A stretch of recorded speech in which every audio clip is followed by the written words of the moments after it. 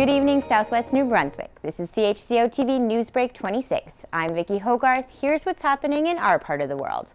St. Andrews Town Council unanimously voted in favor of relocating the Wellness Center to the W.C. O'Neill Arena on Monday night. There was no opposition to designating the arena as the site during a public presentation held just an hour before the vote took place. The Dunn Foundation generously earmarked a $700,000 donation for the Wellness Center in 2014, but recently required a decision on its future to be made by June 30th of this year. Many thanks to the Dunn Foundation for their patience with the town. We have been struggling with this for upwards of 2 years, and the Dunn Foundation has stood by us the whole way. Understandably, the Dunn Foundation has come back and indicated that they would like to have a decision by the end of June, so we are at the 11th hour right now. The Dunn Foundation expressed their belief that Lady Beaverbrook would be in favor of using the arena, which she founded to also house the Wellness Center. The town has already been in discussions with Horizon Health to co-design a functional space within the arena for the center, with the possible addition of a fitness center as well.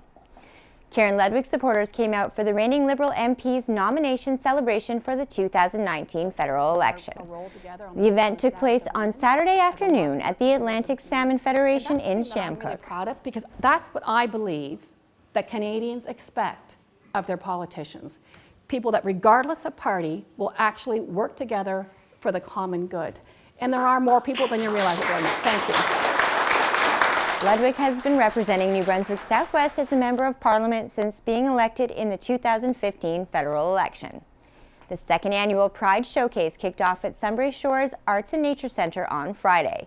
The exhibit, curated once again by St. Andrews-based artist James Whitehead, celebrates the artistic talent of local members of the LGBTQ community. Well, we could have had a parade and done all the kind of normal things, but this seemed like a nice way to celebrate the diversity in the community and the creativity of the community. And the idea is actually going to be poached and copied and used in some other communities now, having started right here in St. Andrews.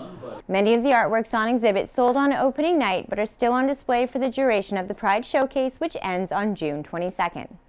Also on display in the main gallery of Sunbury Shores is Tantramar Revisited, an exhibit featuring the maritime landscape of famed photographer Thaddeus Holownia. Well, this exhibit dates back to 1977 when I first moved to Sackville, and I was quite struck by the landscape, which is dike-back flatlands, which sort of fit the format of my camera, which was a 7 by 17 inch format view camera that was made in 1926.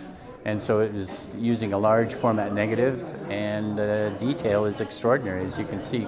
The first annual Power of Collaboration Awards dinner took place at the Algonquin Resort last Friday as part of Victims and Survivors of Crime Week. Sponsored by the Federal Department of Justice, Charlotte County Abuse Prevention Network, the Fredericton Sexual Assault Center, and the Love Shouldn't Hurt campaign, the evening acknowledged the amazing work and compassion of some of the most impactful agencies and individuals in our region who assist victims of and draw awareness to domestic violence and sexual assault.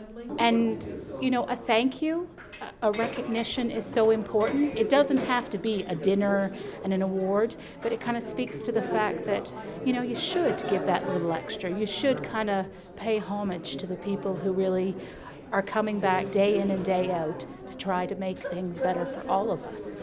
The event also paid tribute to the Silent Witness Project, an international campaign that aims to give a voice back to those who lost their lives to domestic violence and assault, through a series of life-size red silhouettes that each tell a victim's respective story.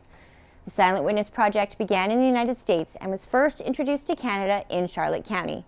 Many of its founding local members were honored for their work at the event. CHCO-TV was proud to be in attendance to help celebrate some of our local heroes.